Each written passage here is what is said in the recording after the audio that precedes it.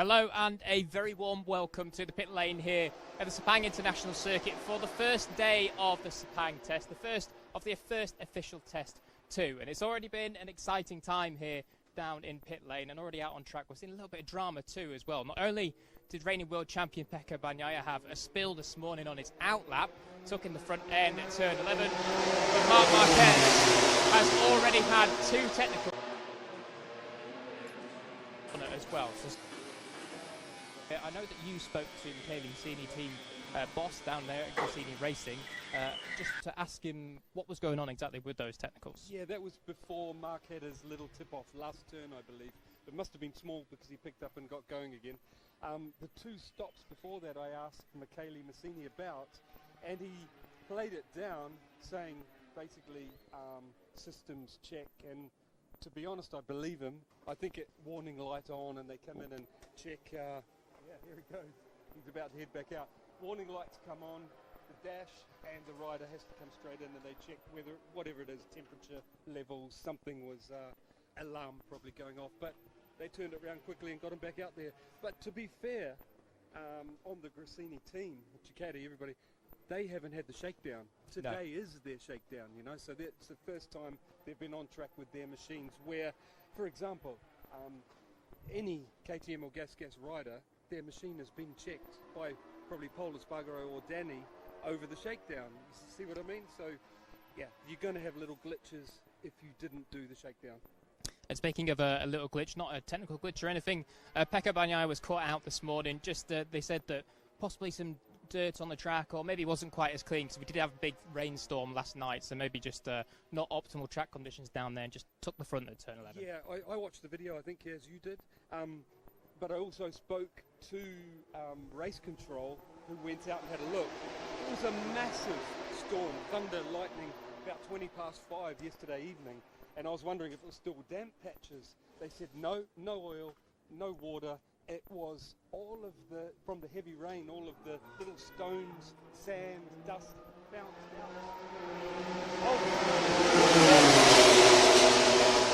Sitting on top, you know. Pekka right 11 off the front, and Raul made it past there, touched the throttle, and he got quite knocked around. I saw him getting around. He's no injury, but he's a little bit stiff. Yeah, unfortunately, I think Raul's third lap it was. He had a big high side coming through there, and really was definitely looked like he was a little bit second hand for a while. But thankfully, well, I think it was on fire. Yeah, the bike was definitely a toast, shall we say? But no, thankfully Raul was back out on track already after that. Done loads of laps, and he's doing well indeed. Now, lastly, of course, we need to speak about Pedro Acosta as well, because once again, straight in at 58.2 this morning, already firing on the timesheets and impressing as we thought he would, Simon. I spoke to the team this morning during the red flag, and because we were all trying to find out what it was about. It was the Raul Fernandez crash, and race control checking what the surface, you know, if there was any problem. And I happened to be standing at the front of Pedro's garage. He came in, had seen it, reported what was the cause of the red flag, but also I got talking to the mechanics about Pedro, and they are well impressed. And not just how quick he is, but how accurate his feedback is, running through the different things. They say what he says is so accurate, and he's come across so mature for his age, you know, and experience. I think that's a massive thing. Every time you see Pedro, he just looks so mature, even when it's silly things like doing a media debrief up there with all the journalists in the media centre. His answers are considered, they're precise, there's no kind of theatrics, he just replies to answers. I mean, it's a silly thing to be impressed by, but he just seems mature in everything he's doing at the minute. And I mean, when you're getting on a MotoGP bike with 300 horsepower, it's probably the best way to go about it. Easy to make mistakes, yeah. So he has really impressed. And the man that was telling me that, the mechanic was telling me that's been in the paddock longer than me. So he's seen a lot of riders, worked with a lot of riders, and at this early stage at least, he's going, wow, respect Pedro. Who's next? Well, we'll start on with the manufacturers, shall we? Honda are, of course, a big story. We're actually just walking up towards Honda at the minute. Take Nakagami is out on track, so hopefully by the time we get down there, the garage isn't shut on us and we can't see anything. Big story down at Honda, though. I was intrigued over the shakedown because there was lots of positivity coming from the comments of the riders. Taka in particular was really positive about the engine, said it was better. That's something that you highlighted recently in seasons, the last couple of years, that they need to work on the engine. I believed that. And it seems like they have, and it's much better. Well, my first impression, I'll go on from riders. Actually, no, it was first impression is listening to the bikes warm up. At the beginning of the shakedown, I was here, and I went to listen, and I'm over years, like 7 years of listening to that and every other engine, you could tell that it, in my opinion, was softer. You know, like when they're warming it up, you could tell for the first time, at least they've changed something. You know, it could be. It could be as simple as electronics, or it's not just the exhaust has changed, but the speed that it accelerates when the mechanic's warming up is slightly slower, and I expected something like that. Firing order, all that is the same. The engine actually sounds like the same engine, but they've obviously changed some internals to make it react a little bit differently, and you can just hear that when they're warming it up. Yeah, I was going to come on to that actually. Like, it's not as we had last year with the KTM that was a firing order change. You could really hear the difference. This is much more subtle and definitely a little bit harder to tell, but still you can hear it. There's a difference there. So what I asked Lucio, actually, Ciccinello, what the aim for Honda was today. I've asked every manufacturer before we did this just to get some news, and he said they have one bike that is like Valencia test, that's all 4 Honda riders, and one that has been updated again. Better watch out here, Si. And one that's been updated again. Both of those are pulling in before us, so we'll be okay. One that's been updated again. Oh, it is Taka. It is Taka, no, yeah. it's Taka. I thought it was Alex Rins. We better stroll to the right. And so, just curious which one he's on here. Yeah, that's still the one that I saw at Valencia test. And then, what was I going to say? So, they've got that, which is slightly different engine apparently. Pretty much touched everything on the bike. Not swing arm, it looks the same, but exhaust, aero, chassis, the whole thing's different, isn't it? They were happy with that bike. They didn't even bring last year's bike to this test, so they're the only manufacturer that didn't. Yeah. Everyone else has brought the last year's bike as a base to get up to speed before trying the new one, not Honda. I mean, positive. Understandable, yeah. Yeah, massively positive, and particularly understandable when you hear Johan Zarco saying he believes that from 20 Freak bike to the Valencia test one, 7/10 or maybe even more of difference. I didn't hear that one, That but is huge. That's fantastic. So Honda have made some progress, which is great. The other bike that all the Honda riders have, I can see a different swing arm on there.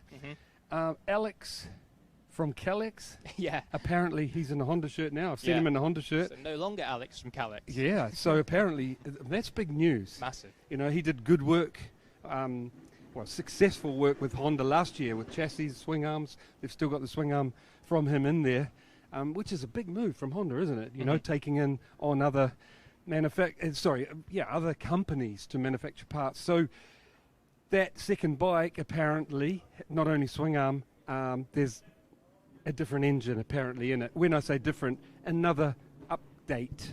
So, and I haven't seen them on that yet, so which understandable. They'll be getting up to speed, getting everything they can out of the older one, and then bang, try the newer one. Well, let's hope that new one is a further step, and that's what Joe Amir and Luca Marini and all the Honda riders have said so far, that they hope they can make a further step with that next specification. Now, we are outside the KTM box. Unfortunately, the garages are down, so we can't really show you too much, as everyone's gone for their lunch, and rightfully so. But KTM's an interesting one, because looking at the bikes, not a great deal of change, but we know KTM, there will be differences with the engine, there'll be loads and loads of electronics updates, and I think a bigger thing as well is branded under that KTM banner, the Gas team, Tech Free team, they're now on those carbon chassis as well. Yes, they've got they look right up to speed, but to be fair, last year they did as well. At the beginning of the season, they started on the same spec, the Gas team, as KTM.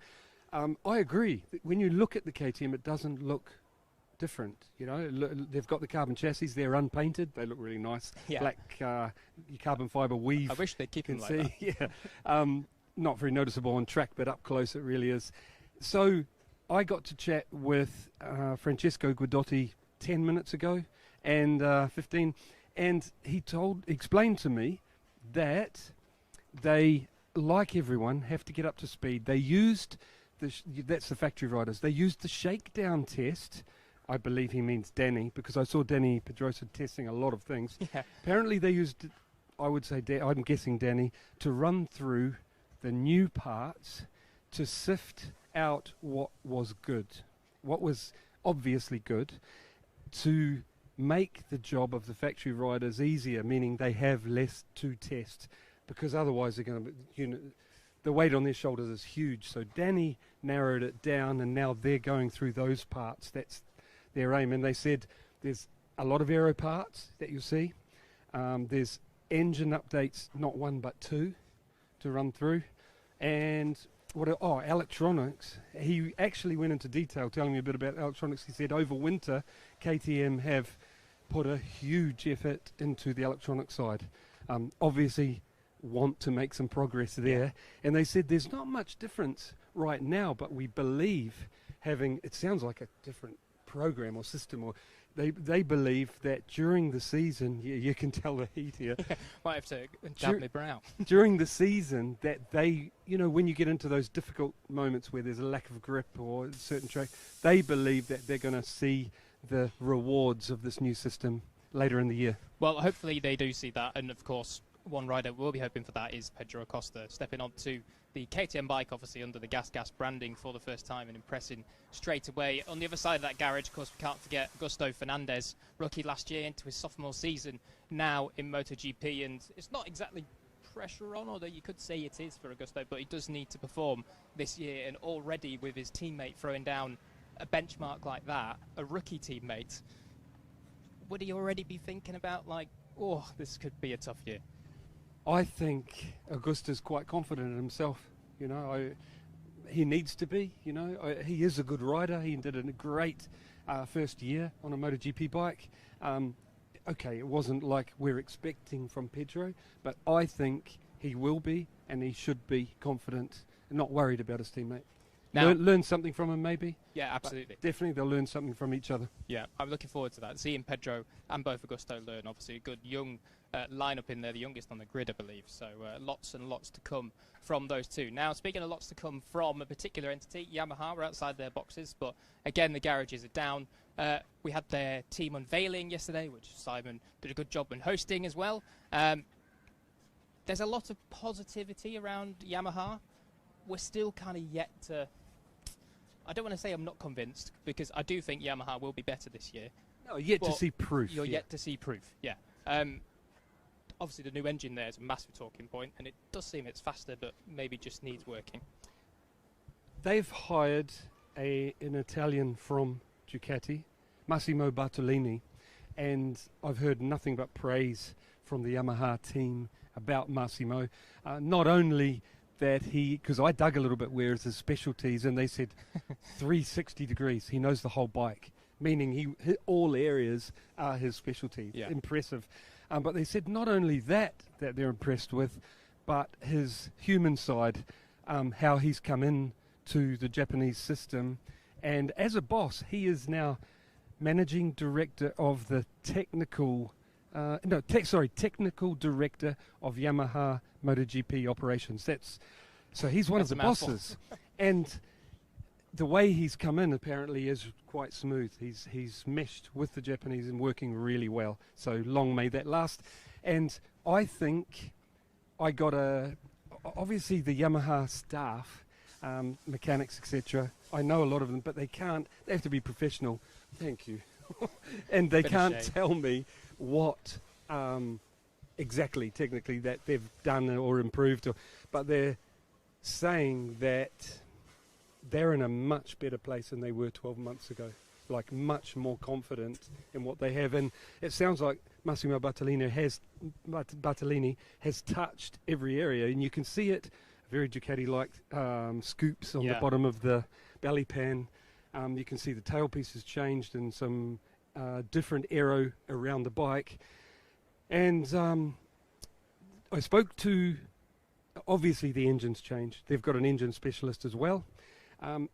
But I spoke to Massimo this morning, the team manager, and Mr. Marigali told me that today it was really, once the track came good, because everyone was complaining about grip in the beginning after the rainstorm, once the track came good, they wanted to try to figure out where the chatter had been coming from through shakedown. Okay. So to me, he said, that bike hasn't got it, that bike has, but it's the new bike, I believe, that he was pointing at. So the bike with a new engine and new aero and has some chatter. So they're trying to back and figure out where that comes from. That was like the first mission today before they can go further. Just to jump on the other side of the garage before we move away from Yamaha, sorry, hogging all this, my head's full of, is Alex Rins. He's impressed. I got chatting to his team, and everyone knows how smooth Alex is. Yeah. You can see it. He's beautiful smooth, but what they were impressed with was his braking. Like, he might be smooth, but wow, he brakes, and Fabio's famous for braking. But they're saying Alex is at least matching that. That's interesting, because actually one of his comments was about that coming to the Yamaha feels like returning to the Suzuki, but with better braking. That was his main comment. And I saw him out on track past DG into turn one, and I'm like, he looked really good out there. So promising for the Alex Rins fans. Well, let's hope Alex is going to do good this year. Obviously, that leg is still not healing. It is healed now. He does have a little bit of trouble with it, still limping a tiny, tiny bit, but he does say, importantly, no pain on the bike, and let's hope it stays that way for Alex this year. Now, moving on, Ducati, the reigning champions. Again, it seems we come to most tests now, and there's not a lot of change at Ducati. We know that there is some aero stuff coming at some point. We don't know if what Gigi Dell'Igna was talking about with this very different aero philosophy that we've not seen from Ducati before was what we saw at the shakedown with Pirro. If you hadn't seen that, it's like a downwash duct also then coupled with a big bulging out side fare in the belly pants. We don't know if there's going to be another new thing. We're not too sure. It sounds like there is going to be something new that we haven't seen from Ducati, and it's typical that they kind of push it out as late as possible to make sure there's not too much time for people to copy and homologate before the season starts. So what I got talking to Davide Tardozzi, he was one of the first I bumped into this morning, and asked him what is the goal for today, and he said that really it's about, first of all, get the riders up to speed on the 2023 machine, which I saw. Martin was on that. I've got to say, while we're talking about Ducati, Martin jumped on that 23 bike, as Pecco did, as everyone in those two factory garages, Anea Bastianini and Michele Pirro, because Morbidelli's not here. Yeah. They were all on the 23 bikes. And Martin, with that dirty track, and I was watching riders not going out for a while, letting other people clean it up, then people go out, fall off. Martin did 10 laps, and on his 10th lap, when almost everyone was in the 59s, he went 58-1, bang, and 10th. And I saw everybody in the garages go, he's still got it, hasn't he? Like the speed. He came in complaining about lack of grip, but how fast. So Tardozzi told me that their goal was get everyone up to speed on the 23 bike, then jump on the new bike, which is engine, to prove that engine, make sure it is the right choice. And then if they get through everything today engine-wise, maybe at the end of the day we'll see new fairing, because that's their second test option. They have to confirm the engine, what's better, and choice, so they can let the factory know, build them, homologate them. Then they get onto the Aero, which hopefully we see really soon, either this afternoon or tomorrow. Fingers crossed. I think it'll probably be more like tomorrow, but I hope this afternoon anyway. Finally, let's quickly ramble on about Aprilia, because we are running out of time. Aprilia, in the garage at the moment, there are 6 bikes. Both Maverick and Aleix have 2 2024 machines, but then they also have their 23. I think Aleix only did 1 run or 2 runs on the 23. And 3 for Maverick. Yeah, I was going to say, Maverick looked like he did more. Yep. So what do you know about down at Aprilia? Because, of course, there's loads of aero on the bike, but other things, engine, are they working on that already? As I always do, I had a really good catch-up with Paolo Bonora. He looks a bit pale from the lack of sun over winter. He said they've built 10 bikes to bring here, but to think back, like all the manufacturers, to order those parts, get them in. You've got a little bit of time while they're coming in, Christmas, and then come into the workshop, build 6 bikes, which was, 10 bikes, he said. 6 24 models, which is Miguel Oliveira, 2, and the factory riders, 2 each, so 6. Then 4 23 machines, because the factory riders want a 23 to get up to speed on, to compare, to confirm the new bike is better. And Raul Fernandez has the other two. He's on the 23 bike. So they have apparently 3 swing arms, 2 swing arms that are from last year to try and figure out which is better, and then compare to a brand new one that they haven't got. The chassis is slightly different. You can see that. Tiny difference, isn't it? Tiny difference. Visible. Who knows what else that we can't see. And yes, they said they have engine upgrade, of course. You know, like everybody here, KTM as well, all the manufacturers have updates to their engine, trying to get something else out of them. Yeah, I mean, they need to. Every year so far, it's kind of the engine wars in MotoGP. We know Ducati lead the race in that one, and this year, GT saying they found significant power, but Aprilia too. Sorry, I missed the Aprilia before we move away from them. The Aero. They've been hard at work at Aero, haven't they? Everyone's seen that on the... on social media photos, and it looks like a jet plane at the back, and it looks epic. The wing behind, I've had a good look, and it looks like that wing, there's 2 of them, the smaller one and a bigger one that goes by the back wheel, and it looks like the turbulence caused by the rider's leg, they're trying to smooth it out. That's what it looks like when I look at the bike up close from all angles. Right, interesting. I did wonder whether that was, because obviously we've seen the wheel covers and the little kind of winglets on the side, but they're always lower down, and it's the first one we've seen that's higher up on the wheel. It's my guess anyway, yeah. Well, I think it's a good guess for now. And I've heard, just a whisper, I don't know which manufacturer, but we've got to keep an eye out, that there's something quite ugly coming. But I don't know who's built it. It's just a whisper I've heard. Keep an eye outside. It's pretty ugly. Well, keep an eye on that. Tonight there will be the After the Flag show at 5:30 GMT plus 1 time. Lewis Sotheby and Elliot York will be hosting that. Simon Crafar will also feature, and possibly myself as well. We'll be popping in with our little tidbits from pit lane. 5:30, half an hour before the session ends today, that will be starting After the Flag live on MotoGP.com. Do not miss that. 90 minutes of full in-depth analysis. It's going to be a good one. But from day one here, and Simon, already just at the halfway point, it's pretty exciting already. Lots and lots of things to look out for. Marc Marquez on a Ducati, not the best morning, but certainly he's going to be getting better throughout the rest of the days. And I think everyone will be keeping their eyes on Pedro Acosta and what he does in the next 2 days as well. Yeah, it's exciting. Like you said, we're all waiting to see what Marc can do on that 23 Ducati. Like, to be fair to them, they're having a shakedown. Like I said, they'll have some glitches today, and then I'm sure it'll go smoother. But the interesting thing for the championship is, I believe the Japanese have taken advantage of their concessions, meaning they were allowed to do the shakedown. They've sorted through, and it feels like they have made a step in the right direction. Let's see and they're allowed to keep doing that, update engines during the year. It's going to be super interesting to see if they, one of them or both, really take advantage of those concessions and keep bringing new stuff throughout the year and improving. Well, it's going to be exciting in MotoGP for 2024. Make sure you stay with us all throughout the season, and also today with After the Flag coming at 5:30 in about 3 hours' time, something like that. We'll see you then. Ciao for now.